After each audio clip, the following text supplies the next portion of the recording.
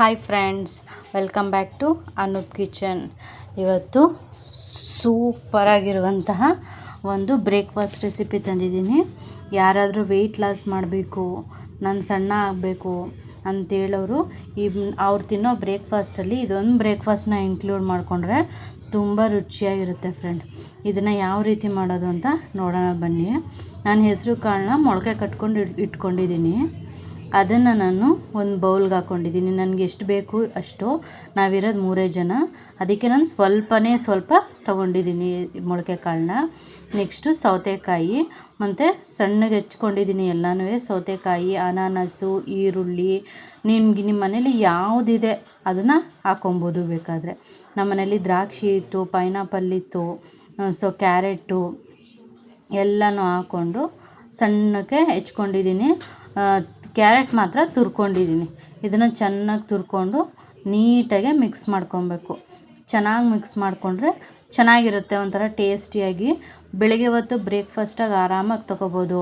ಇಲ್ಲ ನಾನು ಸಂಜೆ ಸ್ನ್ಯಾಕ್ಸಿಗೆ ತೊಗೋತೀನಿ ಅಂದರೂ ಕೂಡ ತೊಗೋಬೋದು.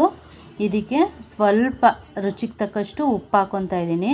ಜಾಸ್ತಿ ಏನು ಉಪ್ಪು ಹಾಕಬೇಡಿ, ಏಕೆಂದರೆ ಸೌತೆಕಾಯಿ, ಈರುಳ್ಳಿ ಎಲ್ಲ ನೀರು ಬಿಟ್ಕೊಬಿಟ್ಟಾಗ ಚೆನ್ನಾಗಿರಲ್ಲ ಜಾಸ್ತಿ ಉಪ್ಪು ಹಾಕ್ಬಿಟ್ರೆ. ಸ್ವಲ್ಪನೇ ಉಪ್ಪು ಹಾಕ್ಕೊಂಡ್ರೆ ಸಾಕಾಗುತ್ತೆ. ಸ್ವಲ್ಪ ಉಪ್ಪುಲೆಸ್ ತಿಂದ್ರೇ ಓಕೆ, ಜಾಸ್ತಿ ಉಪ್ಪು ಹಾಕೋ ಅವಶ್ಯಕತೆ ಏನಿಲ್ಲ, ಸ್ವಲ್ಪ ಹಾಕ್ಕೊಂಡ್ರೆ ಸಾಕು. ಅದನ್ನೇ ಹಾಕ್ಬಿಟ್ಟು ಚೆನ್ನಾಗಿ ಒಂದು ರೌಂಡು ಮಿಕ್ಸ್ ಮಾಡ್ಕೊಬೇಕಾಗುತ್ತೆ. ನೆಕ್ಸ್ಟು ನೀವು ಖಾರಕ್ಕೆ ಏನು ಇಷ್ಟಪಡ್ತೀರಾ, ಪೆಪ್ಪರ್ ಪೌಡರ್ ಆದರೆ ಪೆಪ್ಪರ್ ಪೌಡರ್ ಹಾಕ್ಕೊಬೋದು. ಇಲ್ಲ ಪೆಪ್ಪರ್ ಪೌಡರ್ ಇಷ್ಟ ಇಲ್ಲ ಅಂದರೆ ಬೇಕಾದ್ರೆ ಚಿಲ್ಲಿ ಹಾಕ್ಕೊಬೋದು.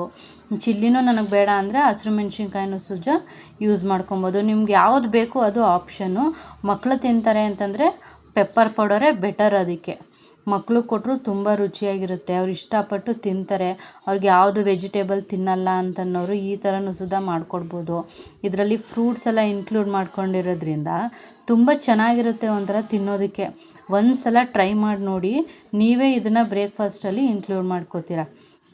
ನೆಕ್ಸ್ಟ್ ಇದಕ್ಕೆ ಸ್ವಲ್ಪ ಕಾಯಿ ತುರಿ ಹಾಕ್ಕೊಂಡಿದ್ದೀನಿ, ಸ್ವಲ್ಪ ಕೊತ್ತಂಬರಿ ಸೊಪ್ಪು ಹಾಕ್ಕೊಂಡಿದ್ದೀನಿ, ಸ್ವಲ್ಪ ಕಾಯಿ ತುರಿ ಚೆನ್ನಾಗಿರುತ್ತೆ ಟೇಸ್ಟಿಯಾಗಿ ಹಾಕ್ಕೊಂಡ್ರೆ. ನೀವು ಬೇಡ ಅಂತಂದರೆ ಬೇಕಾದರೆ ಸ್ಕಿಪ್ ಮಾಡ್ಕೊಬೋದು. ಹಾಕ್ಕೊಂಡು ಚೆನ್ನಾಗಿ ಅದನ್ನು ಮಿಕ್ಸ್ ಮಾಡ್ಕೋಬೇಕಾಗತ್ತೆ. ಚೆನ್ನಾಗಿ ಮಿಕ್ಸ್ ಮಾಡ್ಕೊತಾ ಇರಬೇಕು ಹಂಗೇ. ನೆಕ್ಸ್ಟು ಇದನ್ನು ಬೇಕಾದರೆ ನೀವು ವೆಯ್ಟ್ ಲಾಸ್ ಮಾಡ್ತಾಯಿದ್ದೀನಿ, ಯಾವ ರೆಸಿಪಿ ಬೇಕು ಅಂತಂದ್ಬಿಟ್ಟು ಬೇಕು ಅಂತಂದ್ರೂ ನೀವು ಇದನ್ನು ಮಾಡ್ಕೊಬೋದು. ಆಮೇಲೆ ಸ್ವಲ್ಪ ಹುಳಿಗೆ ಒಂದು ಹಾಫ್ ನಿಂಬೆಹಣ್ಣು ಹಾಕ್ಕೊಂಡಿದ್ದೀನಿ. ಒಂದು ಅರ್ಧ ನಿಂಬೆಹಣ್ಣು ಚೆನ್ನಾಗಿ ಹಿಂಡ್ಬಿಟ್ಟು ಪುನಃ ಮಿಕ್ಸ್ ಮಾಡ್ಕೋಬೇಕಾಗುತ್ತೆ.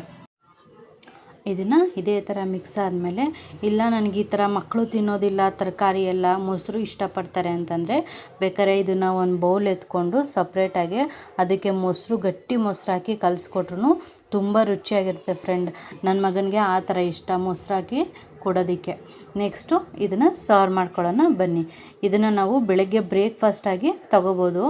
ಇದನ್ನು ಸ್ವಲ್ಪ ಹಾಕ್ಬಿಟ್ಟು ಬಾಯ್ಲ್ಡ್ ಎಗ್ಗು 1 or 2 ತೊಗೊಂಡ್ರೆ ಬ್ರೇಕ್ ಫುಲ್ಲು ಫಿಲ್ ಆಗುತ್ತೆ. ಇದೇ ಥರ ನನ್ನ ವೆಯ್ಟ್ ಲಾಸ್ ರೆಸಿಪಿಗೆ ನೀವು ದಯವಿಟ್ಟು ನನ್ನ ಚಾನಲ್ನ ಸಬ್ಸ್ಕ್ರೈಬ್ ಮಾಡ್ಕೊಳ್ಳಿ.